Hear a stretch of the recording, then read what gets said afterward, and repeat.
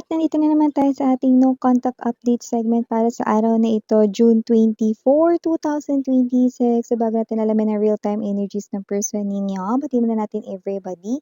Hi, hello there everyone. My name is Yan. Welcome, returning Istam buyers. Thank you sa inyong walang sawang love and support for me. Kung di nyo pa lamang pa tayong isa pang channel, link down below lang sa ating description box. So if interested for more collective readings for all signs, you can also watch there, no? You can make tambay here, there, bala kayo. Kahit mabalik-balik kayo, go lang.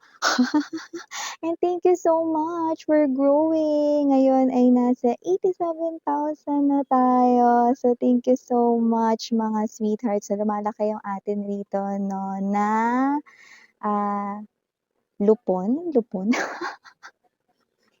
Grupo ng mga tsismoso-tsismosa, ayan o. So, alamin natin yung real-time energies ng person mo, ha. Ibig sabihin, yung energy niya ngayong araw at hindi yung energy niya kahapon. So, let us see. Alamin na natin. So, thank you so much, Archangel Michael, Guardian Angels of Collective. Can we get real-time energies of this person here? May feelings pa ba itong tao na to kay collective? Iniisip pa ba siya nitong person na to? May plano ba in mind related kay collective? Can you please show me? You can pause this video pala ha for a while so you can think your person, and then kapag ka-done ka na, you can resume this video reading, okay? Because that is one way of setting your intentions. All right, so let's get into this person's real-time energies.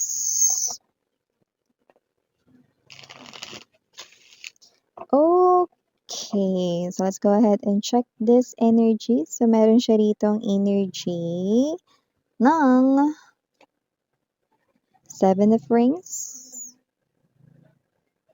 We also have here Four of Flutes para sa energy niya. Nandito rin ang Seven of Roses. The producer plant. The contestant is here. This is the full energy. Knight of Flutes. Bottom of the deck, we have here the advisor, the Five of Flutes, and the Page of Roses. You know? Okay, so malinaw na malinaw sa sabaw ng pusit. Na ang tao na ito ay ang ex-lover mo dito, no? Na, look at that. We have here this full card energy and the Knight of Flutes, which is a very strong indication na itong tao na to ay handa na siyang ipagpilitan ng sarili niya sa'yo dito mga babes kahit magmukha siyang kawawa. Yun, no? Nakikita natin dito, no? Sorry, I'm the worst. Tinan mo. See? Sorry, I'm the worst daw. Look at that. Kita niyo ba? Okay, see? So, kung sino man tong energy na to, na this person here ay really sorry sa nagawa niya rito at mukhang natampal siya ng natampal talaga miss yan. Hindi lang natampal, no? Nasapok din siya. ng mga nag-advise sa kanya rito mga babes, no, na ilaban ng kanyang feelings ang nararamdaman for you. So, eto siya na hindi na siya rito magdadrama, no, bahala na raw rito kahit na anong mangyari, basta ilalaban niya ito. Ipipilit niya na ang kanyang sarili niya rito, no, sa iyo kahit na magalit ka pa or whatsoever, lalapit na siya, kakausapin ka niya rito, no, kahit na magmukha pa siyang kaawa-awa dito, wala na akong pakialam. Ganun yung energy niya. Taas ng energy mo miss yan, kasi yung energy niya gano'n.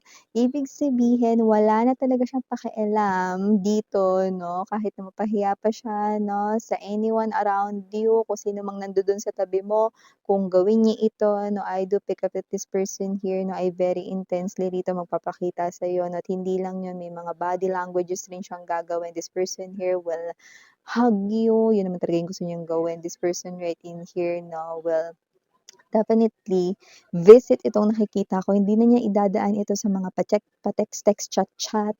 Okay? This person here will definitely move his or her body papunta sa kung nasan ka. Huwag kang mag-alala, no? Hindi naman naabot sa punto na kailangan mo magtawag rito, no, ng kapulisan or mga tanod.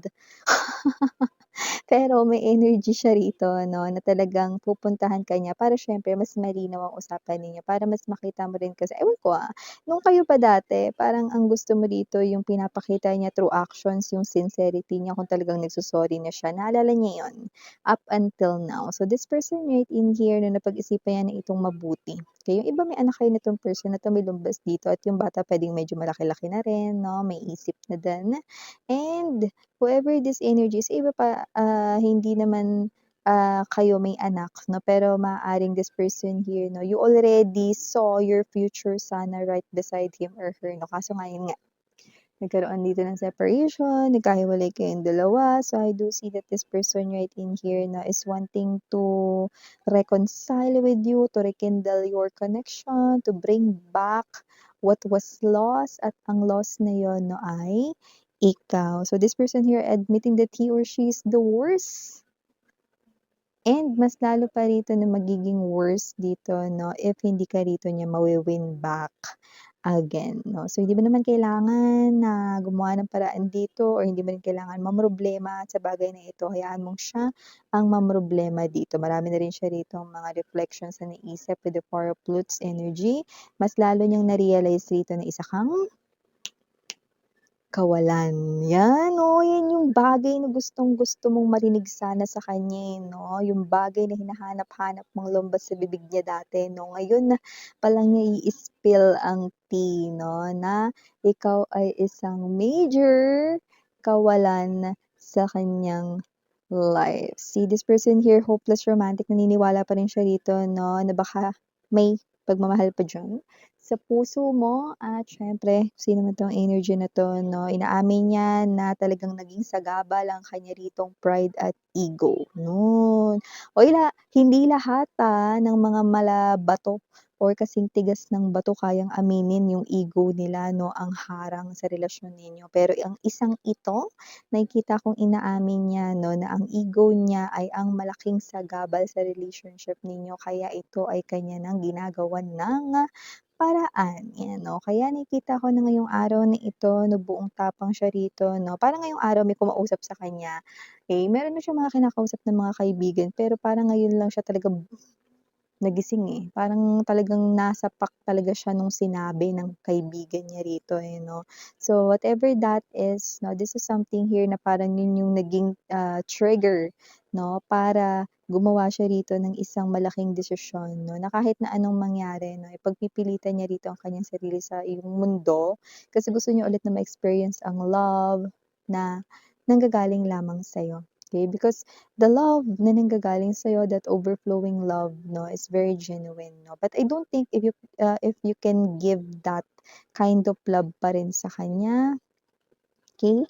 Kasi nakita ko dito na parang, you've drifted apart.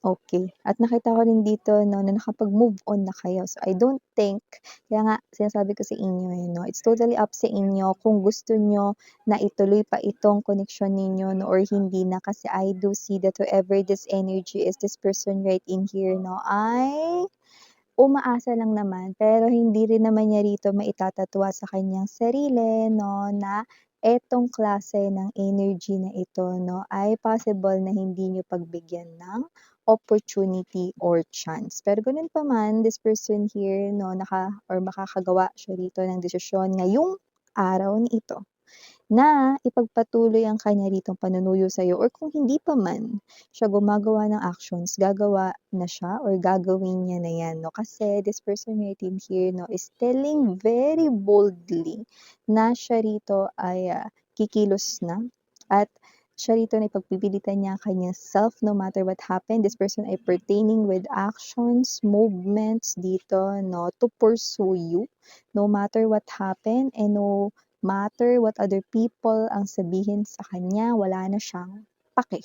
Ganong klase ng energy 'no. The most important dito para sa kanya 'no, what matters most is yung may ginagawa siya kaysa yung nag-aabang siya at naghihintay 'no, at ang pinakaimportante rito kung ano yung sasabihin mo, ikaw lang yung pinakaimportante na may say or feedback, yun lang ang papansinin niya. Pero I will warn you na kahit sabihin mo sa kanya na, "Kojo, or get lost or wag ka nang bumalik dito or umalis ka na, okay? Even though sabihin mo yun sa kanya, this person, makikita mo pa rin siya rito. Okay? Because this person here today ay makakagawa ng desisyon to pursue you. No matter what you say, no matter what you tell this person here, kahit negative pa yan or whatsoever, it doesn't matter. See, kaya naman, prepared na makita itong person na to. Kung makulitan ka man, natin magagawa. Dahil yun ang desisyon niya or magiging desisyon niya ngayong araw na ito. Okay. Pero kung meron ka pang gustong sabihin sa kanya, no, then this is a good opportunity. Kasi this person right in here, no, ay madalas mo nang makikita ulit. Okay? Kasi when we say pursue, okay, even though ex mo na ito, this person here is willing to court you again and to start all over again, start from scratch, start dito from clean canvas ng inyong relationship. It doesn't matter, okay? As long as makita mo daw dito yung kanya ritong intention, no, na gusto talaga niya ritong ayusin or i-fix ang issues at lahat-lahat ng magulo sa relasyon ninyo. Wala na siya pakialam dito kung may mga chumika pa sa kanya rito, makarating rito mga hindi naman mga totoo na mga rumors, gossips, no? Wala na siyang pakikinggan, yan, no, ni iba, kundi ikaw lang. Pero kung negative ang sasabihin mo, like papaalisin mo na siya or papatigilin mo na siya, no, wala rin. Hindi niya yun susundin. Pero kung meron kang ibang sasabihin, no, this person here will take it to heart and gagawin niya yun. If you want him or her to do something, no, pero except lang yun, this person here will do anything. Okay? Except yung umalis sa life mo or tuluyan ng maglaho sa buhay mo. Yun, no? May exception pala. Siyempre, pagka pinupurso ka, di ba, exception yung lalayuan ka niya, kaya ka nga niya pinupurso eh. Okay? So, on this day forward, yun ang nakikita ko magiging desisyon niya. Ote. Diba? So, kung sino man tong energy na to, no, nasa inyo ang desisyon, nasa inyo rin mga kamay, no, ang kanya ritong magiging kapalaran dito sa kanyang pinipiling desisyon. Okay, so initials na tayo dito. We have here capital letter C, capital letter I, capital letter T, capital letter D, capital letter H, capital letter P, capital letter O, capital letter E, and capital letter J. For small letters, we have A, P, Y, T, P, N, and last but not the least, G. So, yun yung mga nakuha ko dito mga initials, no? And of course, with the Page of Roses energy, hindi lamang yung parang pagpupurso rito, no, ang iniisip niya rito. Open rin siya rito to fix yung other issues with the people around you guys. And also, this person here, meron rin siya rito iniisip na peace offerings, no? So, hindi lang ito one time. Possible na palagi siyang may dala, baka favorite food, favorite flower, no? Or favorite na bagay na gusto mo, yan, no? So, whatever the case, maybe para ka na rito nag-add to cart tapos puro checkout, pero siya yung nagbabayad. So, ganong klase ng energy. So, I do see that this person here ay prepared siya rito sa kanyang magiging desisyon ngayong araw na ito at nakikita kong hints or hindi na siya aatras dito. Kaya nga sinasabi ko na sa inyo, no, na wala nang atrasan dito. No, kahit na sigawan niyo pa siya rito, no, tumasik yung mga laway ninyo sa pagmumukha niya. Wala na siyang pakialam. Yun, diba? Kaya naman, get ready to be pursued dito sa tao na ito. So, yan mga babes, no? Ito ulit yung mga mensahe na kuha natin para sa inyong no contact update situation para sa araw nito, June 24, 2026. Again, I'm Yuriana Oni for the girls and Yana Duna for the boys. Sana ngayon love and light, Tidra. Annyeong!